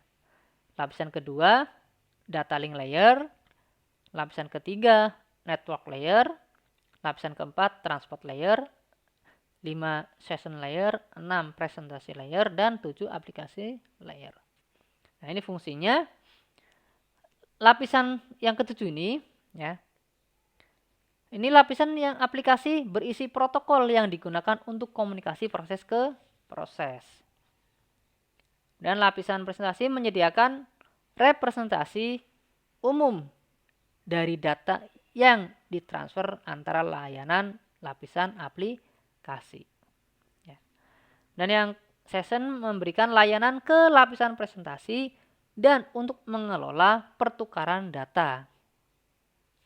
Yang keempat, transport. Ini lapisan transport mendefinisikan layanan untuk menyegmentasikan, mentransfer, dan memasang kembali data untuk komunikasi individu antara perangkat akhir. Ya. Kemudian yang network ini atau lapisan jaringan menyediakan layanan untuk bertukar, ya, bertukar data, ya, bertukar data, individu melalui jaringan antara perangkat akhir yang diidentifikasi. Ya. Jadi ini menjadikan layanan untuk mengubah data ke dalam beberapa bagian melalui suatu jaringan, ya, network. Dan yang berikutnya data link. Ini protokol lapisan ini menjelaskan metode untuk bertukar frame data ya ke dalam media ya, melalui media secara umum ya. Jadi ini mengubah data ke dalam bentuk frame ya untuk yang data link ini. Dan yang terakhir atau lapisan yang pertama sebetulnya ya, lapisan paling bawah menjelaskan cara untuk mengaktifkan, memelihara dan menonaktifkan koneksi fisik ya. Baik, yang berikutnya model reference TCP/IP ya. Model protokol TCP/IP ini berfungsi sebagai komunikasi internetwork dibuat pada awal tahun 70-an ya, 1970-an nih ya. Dan ini terkadang disebut sebagai model internet ya. Jenis model ini sangat cocok nih dengan struktur rangkaian protokol tertentu ya. Jadi model TCP ini bisa disebut dengan model protokol karena menjelaskan fungsi yang terjadi pada setiap lapisan protokol dalam rangkaian TCP/IP. Nah, maka TCP/IP juga digunakan sebagai model referensi ya. Nah, untuk lapisan di dalam model TCP/IP ini ada 4 lapisan ya. Kalau model OSI itu ada 7 lapis. Kalau model TCP/IP itu ada 4 lapis. Nah, di mana ada beberapa lapis di dalam model OSI itu digabung ya. Contohnya di dalam di dalam layer aplikasi ini kalau di OSI ada 3 layer ya, ada aplikasi, ada presentasi dan sesi. Ini digabung menjadi satu kalau di TCP/IP menjadi aplikasi layer. Ini merepresentasikan data untuk pengguna ditambah encoding dan kontrol dialog. Kemudian transport, ini sama ya, mendukung komunikasi antara berbagai perangkat di berbagai jaringan. Dan yang internet nih menentukan jalur terbaik melalui jaringan. Nah, ini juga digabung. Kalau di OSI itu ada 2, data link dan juga physical. Kalau di TCP/IP ini digabung jadi satu, yaitu network access, yaitu mengontrol perangkat keras dan media yang membentuk jaringan. Gitu ya. Nah, ini 2 bagian ya, bagian atas ya untuk 3 lapis itu digabung menjadi satu, menjadi aplikasi, dan bagian bawah 2 layer ya, 2 lapis physical layer dan data link itu digabung menjadi satu, menjadi network access. Itu perbedaan dari OSI dan TCP. Baik, berikutnya ini perbandingannya tadi ya. Masuk ke perbandingan model reference OSI dan TCP/IP. Nah, ini ya. Yang sudah saya sebutkan tadi. 3 layer di atas ini, layer 7, 6, 5 itu digabung jadi satu aplikasi namanya. Dan layer di bawah, layer 1 dan layer 2 yaitu physical dan data link ini digabung menjadi satu, namanya network access. Kemudian yang transport sama, kalau yang network di OSI, kalau di TCP/IP menjadi namanya internet. Nah, ini fungsinya sama sebetulnya ya. Sama antara model OSI dan TCP/IP, sama-sama menjadi model reference terbuka seperti itu. Baik. Yang berikutnya tentang data enkapsulasi ya, enkapsulasi data. Baik, yang berikutnya yaitu segmenting message atau mensegmentasi pesan. Nah, ini secara teori ya, satu komunikasi seperti video atau pesan email contohnya dengan banyak lapisan yang besar ya, maka sebetulnya dapat dikirim melalui suatu jaringan dari sumber ke tujuan sebagai aliran-aliran yang sudah dirubah menjadi bentuk bit yang besar ya, dan tidak terputus ya. Misalkan ngirim ya itulah filenya seperti itu. Namun hal ini bisa menjadi masalah buat siapa? Bagi perangkat lain yang perlu menggunakan media komunikasi yang sama ya. Jadi misalkan ada seperti ini nih, ini ada contoh, ada satu orang laki-laki dan satu orang perempuan nih, contohnya pada gambar ya, dimana masing-masing orang ini akan mengirim nih. Misalkan ini mengirim satu file besarnya taruhlah 1 kilo dan ini juga 1 kilo. Nah, kalau media ini yang ke server ini sebetulnya dia hanya bisa menampung 1 kilo. Jadi ketika ini mengirim ke sini tidak bermasalah. Satu orang mengirim tidak bermasalah. User A mengirim nggak bermasalah, atau user B mengirim tidak bermasalah. Namun suatu ketika user A dan user B itu mengirim secara bersamaan. Padahal media ini hanya bisa menampung sebesar 1 kilo. Maka hal itu akan menjadi masalah. Ya. Ketika menggunakan media atau saluran yang sama. Maka aliran data yang besar ini akan mengakibatkan penundaan yang signifikan. Ya. Harus menunggu. Nah, lebih lanjut jika dalam link ini dalam infrastruktur jaringan ini mengalami kegagalan selama pengiriman atau selama transmisi, maka pesan ini bisa jadi akan hilang atau rusak, bahkan tidak terkirim secara penuh. Maka supaya data yang akan dikirim itu bisa bisa penuh, bisa sesuai dengan data yang dikirim, maka data tersebut harus dipecah atau dibagi menjadi beberapa bagian yang lebih kecil dan lebih mudah dikelola untuk dikirim melalui suatu jaringan. Nah, prosesnya disebut dengan segmentasi. Jadi segmentasi adalah proses memecah bagian pesan-pesan tersebut menjadi beberapa bagian-bagian kecil untuk bisa ditransmisi melalui suatu jaringan. Nah, si segmentasi ini juga diperlukan karena jaringan data menggunakan rangkaian protokol TCP/IP ini contohnya, yang mengirim data dalam paket IP secara individu. Jadi setiap paket itu nanti akan dikirim secara terpisah. Maka bisa jadi paket yang dikirim yang berisi segmen tadi ini ke tujuan itu bisa jadi dikirim dengan jalur yang berbeda-beda. Ya, kenapa?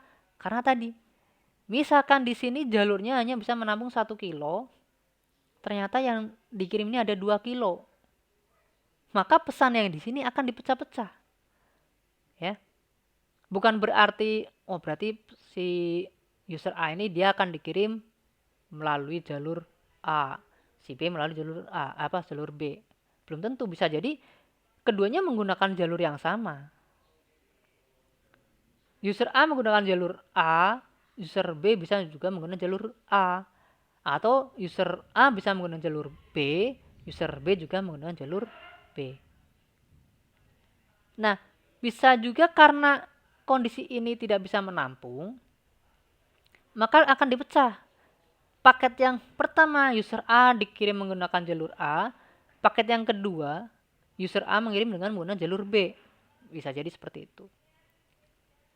Karena tadi ya dibuat segmentasi dan tidak tahu ini paket-paket yang sudah dipecah-pecah tadi, karena pemecahan itu dimulai dari awal sini. Tadi kan kalau di dalam layer-layer tadi kan dirubah menjadi data, segmen, dan seterusnya ya. Nah, ketika masuk ke dalam physical layer akan dirubah menjadi bit biner dan nanti disesuaikan dengan medianya. Nah, mulai dari situ dipecah. Jadi nanti ngirimnya tuh bisa ngacak gitu ya. Terserah media ini akan menghantarkannya menggunakan media yang mana. Seperti itu. Nah, ini ada manfaat yang diperoleh ya. Ini ada manfaat yang diperoleh ketika mengelompokkan suatu pesan ya. Yang pertama, increase speed ya. Ini meningkatkan kecepatan. Ya, sejumlah besar data dapat dikirim melalui jaringan tanpa mengikat tautan komunikasi. Ya. Ini tentang kecepatan. Jadi karena aliran data yang besar tersegmentasi menjadi paket-paket tadi, maka jumlah besar data itu dapat dikirim melalui jaringan tanpa mengikat tautan komunikasi. Nah, ini memungkinkan banyak percakapan atau komunikasi berbeda untuk disisipkan ke jaringan yang disebut dengan multiplexing. Ya, ini multiplexing adalah proses mengambil beberapa aliran data yang tersegmentasi dan menyatukannya. Nah, ini. Yang kedua, increase efficiency. Ini meningkatkan efisiensi. Jika satu segmen ini gagal mencapai tujuan karena kegagalan jaringan atau kemacetan jaringan tadi ya, maka hanya segmen itu yang perlu ditransmisikan ulang atau mengirim ulang seluruh aliran data. Jadi ketika ada 2 paket yang dikirim, ternyata paket yang satu sudah sampai, paket yang kedua belum sampai karena terjadi kegagalan atau karena terjadinya crash, tabrakan di dalam media, maka dia akan dikirim ulang, diminta ulang oleh si peminta. Jadi ketika si user A ini mengirimkan ke sini ke server, dan si server dia akan ngasih respon. Nah, ternyata file yang dikirim itu tidak sesuai dengan apa yang diminta. Berkurang. Maka otomatis di dalam protokol ini dia akan meminta ulang paket yang tadi belum dikirim atau mengalami kegagalan, rusak seperti itu ya. Jadi ada dua manfaat ketika menggunakan segmentasi ini. Yang pertama yaitu meningkatkan kecepatan karena dipecah-pecah menjadi beberapa bagian, dan yang kedua adalah meningkatkan efisiensi. Jadi ketika saya mengirim satu paket besar itu lama, nah saya dikirim menjadi beberapa bagian-bagian kecil. Nah, ternyata bagian-bagian tertentu sudah terkirim, yang lainnya belum, maka protokol itu dia akan meminta bagian-bagian yang belum terkirim. Seperti itu ya. Baik, yang berikutnya tentang sequencing atau pengurutan. Nah, ini contohnya urutan pesan adalah proses penomoran segmen sehingga pesan dapat dipasang kembali ke tempat tujuan. Nah, TCP/IP ini, TCP ya, terutama bertanggung jawab untuk mengurutkan segmen. Jadi, misalkan jika kita mengirim surat ada 100 halaman ya. Namun setiap amplop itu hanya dapat menampung 1 halaman. Maka kita memerlukan 100 amplop dan setiap amplop harus dialamatkan satu per satu, gitu kan? Maka kita memiliki kemungkinan bahwa ada 100 surat halaman ya dalam 100 amplop yang berbeda ya. Nah, jadi tadi ya ada 100 surat, ada 100 halaman. Ya, 100 surat ini surat itu tadi ada 100 halaman dan setiap amplop hanya dapat menampung 1 halaman. Maka butuh ada 100 amplop yang berbeda. Nah, seperti itu. Nah, ternyata ketika sampai itu ya. Nah, ini urutannya itu berbeda-beda. Yang harusnya 1 2 3 4 ternyata bisa jadi 1 3 4 2. Maka fungsi dari sequencing ini dia akan mengurutkan kembali sesuai dengan urutan dari amplop tersebut. Ibaratnya seperti itu ya. Nah, ini maka informasi tersebut harus di reassemble ya, harus direkonstruksi ibaratnya. Supaya apa? Supaya urut dan bisa dibaca informasinya. Gitu ya. Jadi ada pengurutan gitu. Baik, yang berikutnya yaitu protokol data unit ya. Nah, ini saat data aplikasi diturunkan ke layer protokol tadi ya. Dalam perjalanannya untuk ditransmisikan melalui suatu media jaringan, maka ada berbagai informasi protokol yang ditambahkan di setiap layer tersebut ya. Nah, ini dikenal dengan istilah enkapsulasi. Jadi enkapsulasi adalah proses di mana protokol menambahkan informasinya ke data. Jadi proses enkapsulasi dari atas atau dari layer paling atas ya, layer ke-7 atau layer ke-4 pada TCP/IP ke layer paling bawahnya, di mana ditambahkan suatu informasi di dalam paket tersebut setiap layernya. Ini disebut dengan proses enkapsulasi. Itu ya. Nah, contohnya ada email data ya. Ini masuk dalam aplikasi, ini berupa data ya. Masuk ke dalam presentasi layer juga berupa data. Masuk dalam session layer atau sesi layer juga berupa data. Namun di sini ketika menggunakan ini ya TCP/IP ya. Jadi kan tadi kalau TCP/IP kan hanya ada aplikasi ya. Tapi kalau di OSI itu kan ada 3 layer yang digabung, ada aplikasi, presentasi dan sesi. Maka ini digabung menjadi data saja. Nah, ketika masuk ke segmen atau ke layer bawahnya, ke transport layer, maka ditambah adanya header dari transport dan dirubah menjadi bentuk segmentasi ya, segmen. Kemudian masuk ke layer berikutnya, transport layer, network layer, maka akan ditambahkan header dari networknya. Dan paket ini data ini itu nanti dirubah. Yang tadi ada segmen ya, berupa segmen, kemudian berubah menjadi paket namanya. Kemudian masuk ke dalam layer berikutnya ya.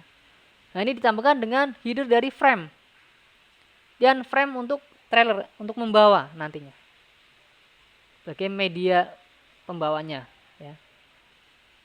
Ini disebut dengan frame ya.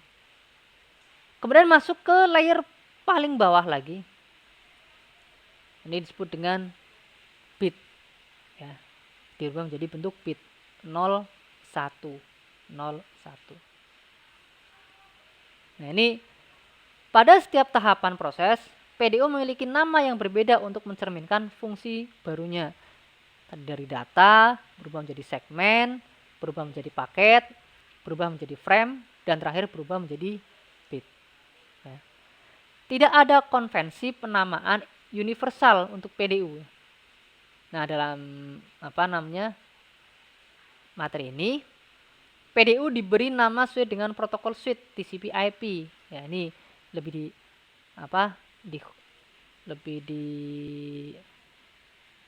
diarahkan ya ke dalam TCP/IP. PDU yang melewati tumpukan atau stack adalah sebagai berikut. Nah, ini data, segmen, paket, frame, bit. Baik, yang berikutnya contoh enkapsulasi data. Nah, ini contohnya.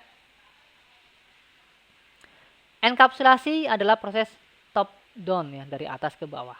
Level di atas melakukan prosesnya dan kemudian meneruskannya ke level model berikutnya. Proses ini diulangi oleh setiap lapisan hingga dikirim sebagai aliran bit ya. Jadi saat pesan dikirim di jaringan, proses enkapsulasi itu bekerja dari atas ke bawah. Pada setiap lapisan, informasi lapisan atas dianggap data dalam protokol yang dienkapsulasi. Misalkan segmen TCP dianggap sebagai data dalam paket IP. Ya. Nah, ini dari atas sampai ke bawah. Itu disebut dengan enkapsulasi. Nah, ini contohnya ketika mengakses halaman web ya. Ini tadi data, kemudian menjadi segmen, paket, nah ini frame, nah ini dikirim. Nah, ini dirubah menjadi bilangan bit-bit 0, 1. Dan yang berikutnya contoh dari deenkapsulasi ya, atau dekapsulasi. Ya. Data deenkapsulasi saat bergerak naik pada tumpukan, jadi kebalikan. Kalau enkapsulasi dari atas ke bawah, kalau deenkapsulasi itu dari bawah ke atas. Maka di sini contohnya ketika sebuah lapisan menyelesaikan prosesnya, lapisan itu melepas headernya dan meneruskannya ke tingkat berikutnya untuk diproses. Ini diulangi setiap lapisan hingga aliran data dapat diproses oleh aplikasi. Kan terakhir itu layer aplikasi. Jadi diterima dalam bentuk bit atau bit stream, dan dirubah menjadi frame, dirubah menjadi paket, dirubah menjadi segmen, dan terakhir dirubah menjadi data atau data stream. Itu terjadi di lapisan paling atas aplikasi. Baik ya, dan yang ketujuh yaitu akses data yang terakhir ya. Baik, berikutnya yaitu tentang pengalamatan atau address. Address ini baik data link dan network layer itu menggunakan pengalamatan untuk mengirimkan data dari sumber ke tujuan. Ya. Jadi seperti yang ada pada gambar ini, protokol di kedua lapisan berisi alamat sumber dan tujuan. Tetapi alamatnya memiliki tujuan yang berbeda nih contohnya nih. Ya nanti. Ini ada sumber network layer dan alamat tujuan. Bertanggung jawab untuk mengirimkan paket IP dari sumber asli ke tujuan akhir. Di sumber network ini ya, sumbernya mana dan alamat tujuannya mana. Kemudian yang kedua, sumber data link layer dan alamat tujuan. Nah, kalau yang pertama, yang sumber network layer dan alamat tujuan ini untuk apa? Untuk mengirimkan alamat paket IP ya. Tapi kalau yang sumber data link dan alamat tujuan ini untuk mengirimkan frame dari data link pada suatu network interface card atau NIC. Maka bisa disebut bahwa sumber network layer itu adalah IP address-nya, alamat IP. Tapi kalau data link itu bisa disebut dengan alamat fisiknya atau MAC address-nya. Ya. Ini contoh untuk mengirimkan frame data link dari satu network interface card ke NIC lain di jaringan yang sama. Ya. Nah, ini. Baik, yang berikutnya layer 3 logical address. Ya. Bahwa alamat IP adalah alamat pada lapisan jaringan atau lapisan ketiga. Alamat logis yang digunakan untuk mengirimkan paket IP dari sumber asli ke tujuan akhir. Ya. Nah, ini ada paket IP itu berisi 2 alamat IP ya, yaitu source IP dan destination IP. Source IP adalah alamat IP perangkat pengirim sumber asli paket. Jadi contoh di sini ada PC1, IP-nya berapa? 192.168.1.110.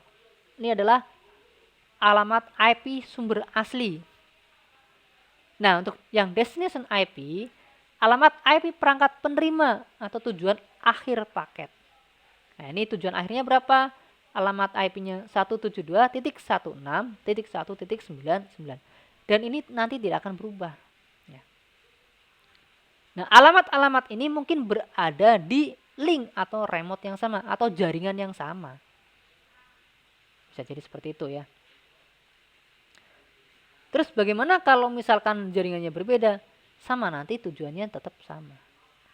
Seperti itu ya. Alamat IP-nya. Jadi alamat logis ya. Logik. Baik ya. Dan yang berikutnya, alamat IP berisi 2 bagian. Nah, yang pertama yaitu network portion pada IP versi 4 ya. Tapi kalau di IP versi 6 itu disebut dengan prefix. Ya. Kemudian host portion untuk versi 4 dan interface ID untuk versi 6. Network portion apa sih? Network portion adalah bagian paling kiri dari alamat menunjukkan grup jaringan di mana alamat IP-nya adalah anggotanya. Setiap LAN dan WAN akan memiliki porsi jaringan yang sama. Contohnya misalkan ada IP 192.168.1.110. Maka IP ini nanti akan dipecah menjadi 2 bagian, yaitu network portion dan host portion. Network portion adalah alamat IP jaringan ya, pada LAN atau WAN yang sama.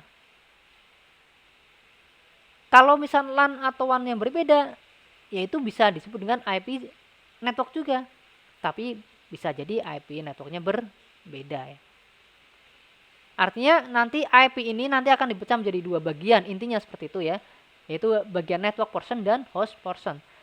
Nah, host portion adalah alamat IP yang dia sifatnya Unix, yang dimiliki oleh perangkat atau end device tersebut ya. Nah, ini pada jaringan atau grup tertentu. Jadi misalkan di sini ada IP 192.168.1.110 .110 dan ada lagi yang kedua misalnya 192.168.1.111, maka IP 192.168.1 itu disebut dengan network portion dan 110 serta 111 itu disebut dengan IP host portion.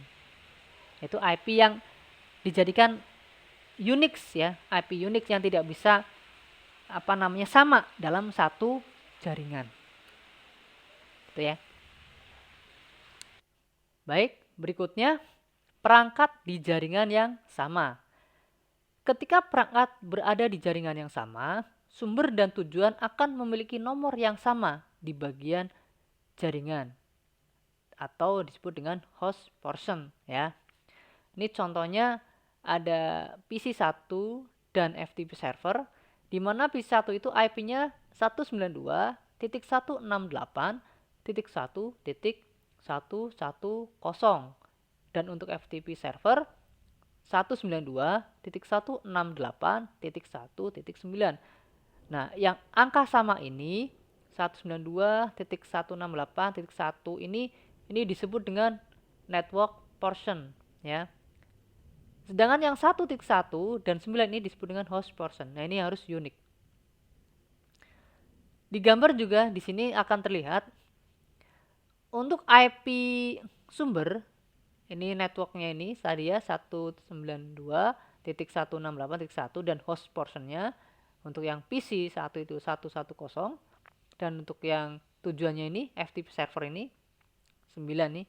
Jadi ini di jaringan yang sama ya, karena ini untuk network portionnya ini kebetulan sama. Ini contoh ya, ketika berada di dalam jaringannya sama.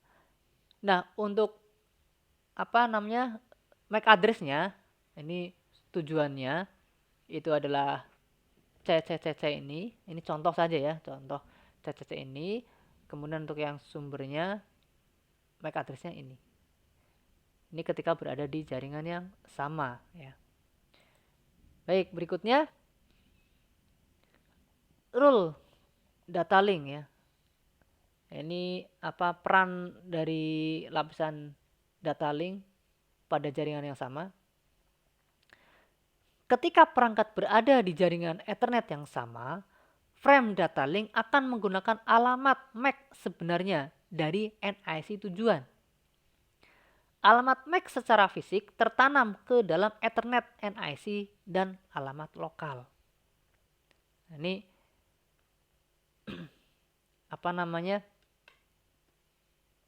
contoh di sini.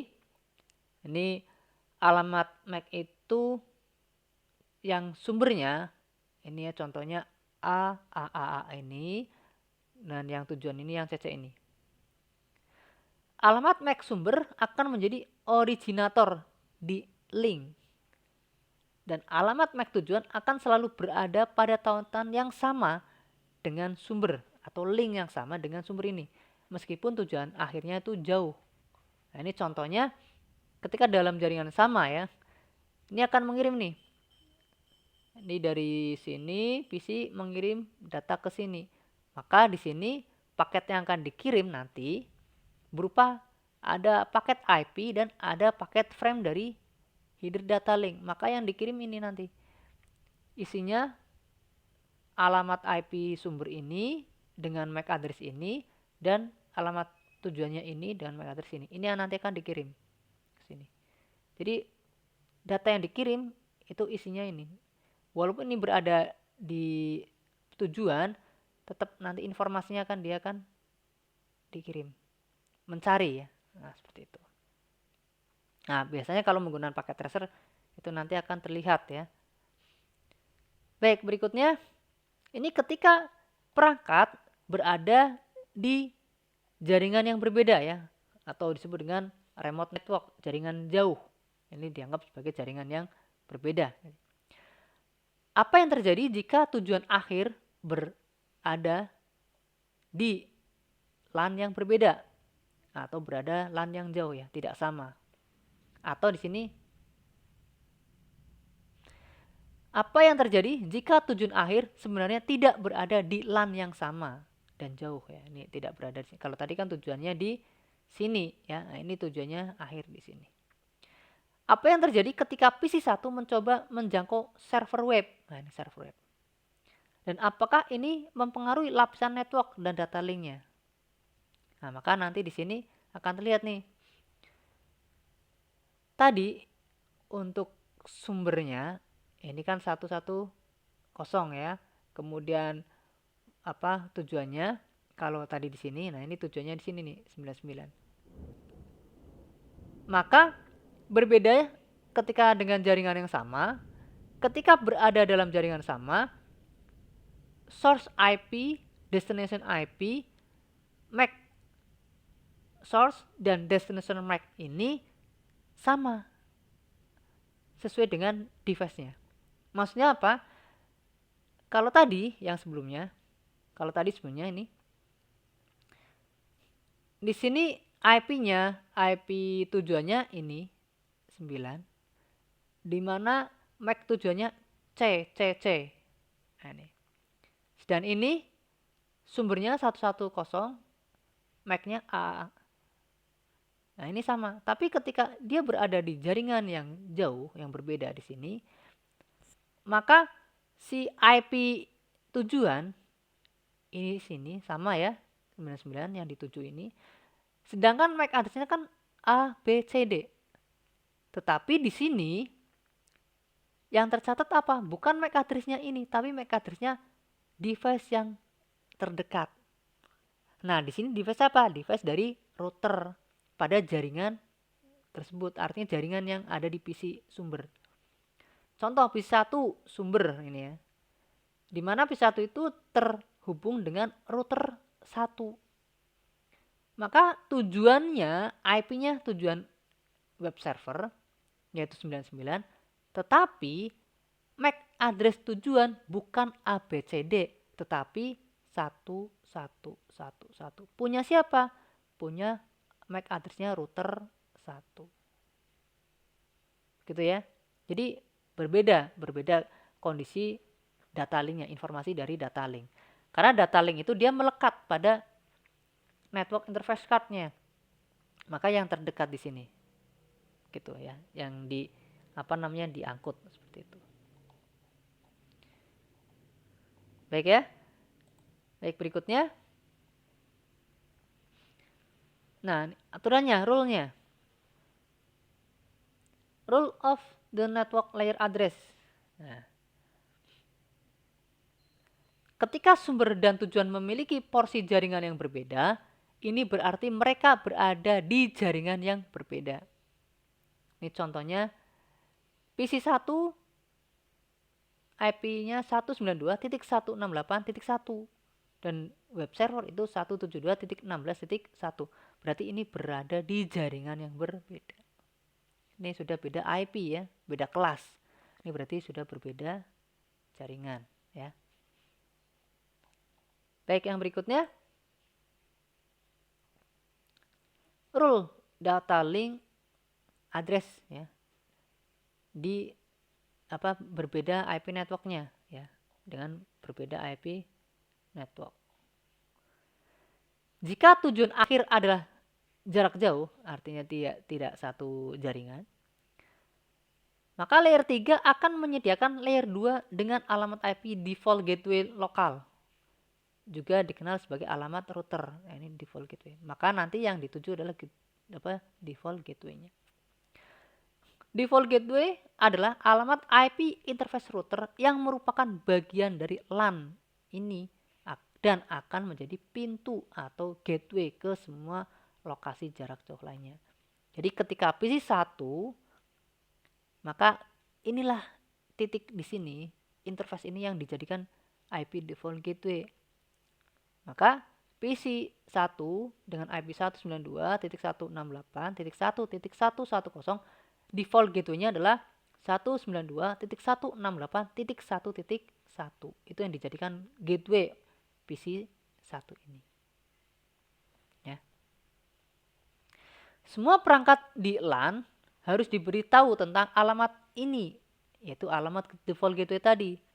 Atau lalu lintasnya hanya akan dibatasi ke LAN. Jadi ketika si perangkat PC ini harus keluar ke sini, akan melakukan koneksi keluar, maka harus ditambahkan default gateway-nya si router tersebut ya, atau IP-nya si router itu yang dijadikan default gateway.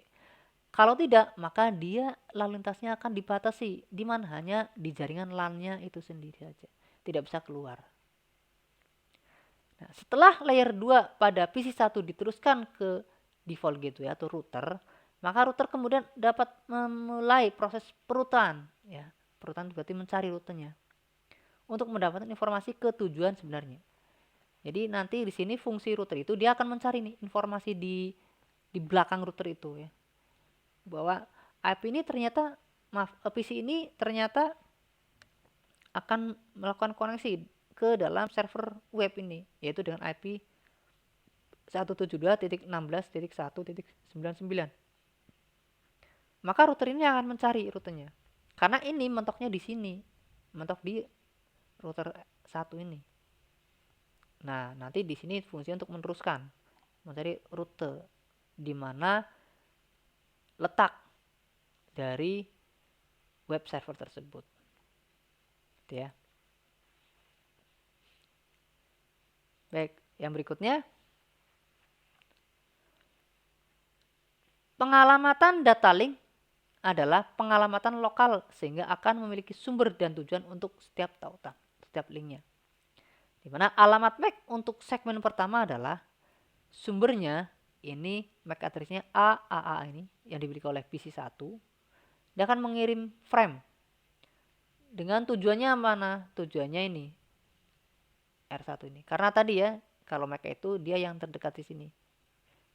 Nah, ini R1 default gateway MAC-nya ini. Nah, ini R1 dia akan menerima frame-nya. Nah, catatan, meskipun pengalamatan lokal L2 akan berubah dari tautan ke tautan atau hop ke hop, pengalamatan L3 tetap sama. Jadi, ketika dari P1 ke R1, ke R2, ke R3 misalkan, maka MAC address-nya dia akan berubah.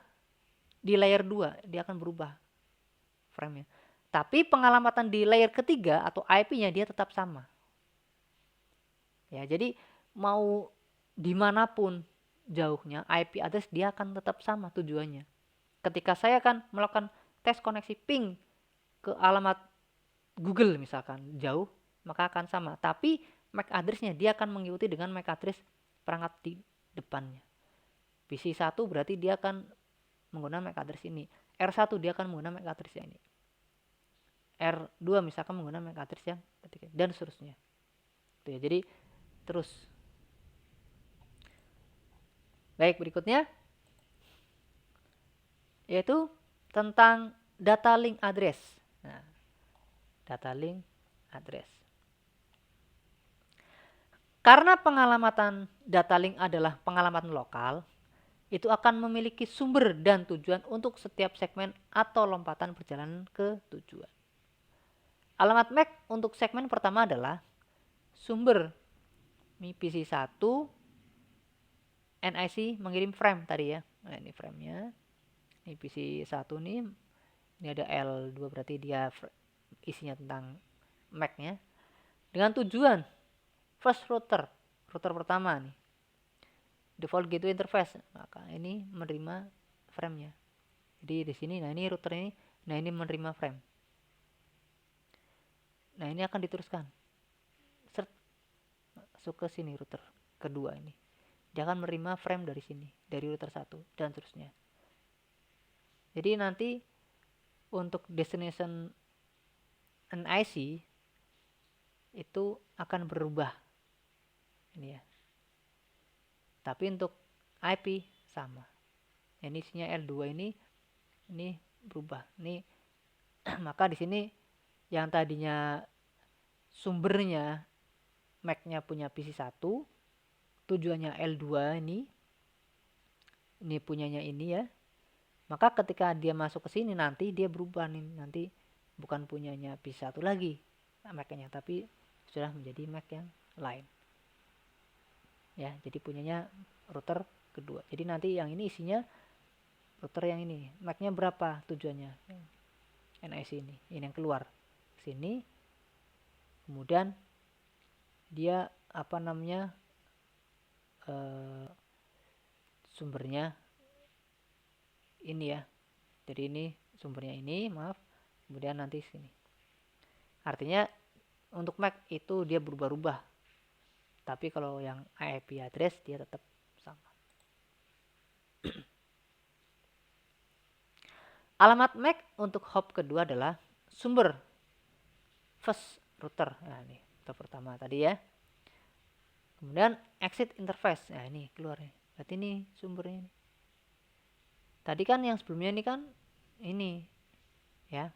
sumbernya PC1 NIC ini sumber ya, sumbernya ini, destinasinya tujuannya berarti yang router ini, default gateway ini. Ya, kita abaikan yang ini dulu, yang IP ini. Kemudian kalau sudah lanjut, maka ini kan tadi sudah posnya di sini. Maka di sini berubah lagi, sumbernya mana? Sumbernya ini. Router pertama ya, exit interface ini, exitnya ini. Mengirim frame. Tujuannya mana? Router kedua, second. Nah, ini tujuannya. Ini sumber, ini tujuan. Ini ya. Jadi sumbernya ini, sumbernya L2 nih, ya. Ya ini tujuannya ini. Oke. Berikutnya, alamat MAC untuk segmen terakhir adalah sumber second router exit. Nah, ini berarti ini sumbernya ini. Mengirim frame kemana? Tujuannya web server NIC penerima ini. Sama tadi ya. Ini sumber, ini tujuan. Nah, IP address-nya sama. Jadi dia akan berubah setiap tahapan perangkat yang dilewati. Baik ya. Dan perhatikan bahwa paket tidak dimodifikasi, tetapi frame diubah. Oleh karena itu, pengalamatan IP layer 3 tidak berubah dari segmen ke segmen seperti pengalamatan MAC pada layer kedua. Pengalamatan layer ketiga tetap sama karena bersifat global dan tujuan akhirnya masih server web, sama. Intinya IP address itu dari sumber ke tujuan dia tidak akan mengalami perubahan, sama. Walaupun melewati beberapa hops ya, hop itu berarti lompatan router ya. Ini berarti ada 2 hop, 1 router, 2 router. Tapi kalau MAC address dia akan mengalami perubahan berdasarkan banyaknya lompatan atau banyaknya perangkat router yang dilewati. Baik, itu saja untuk modul ketiga ini. Bagi yang belum jelas nanti bisa ditanyakan ya. Bisa lewat kolom komentar atau nanti bisa menggunakan media yang lain ya. Selamat belajar. Semoga bisa bermanfaat. Sekian dari saya. Terima kasih.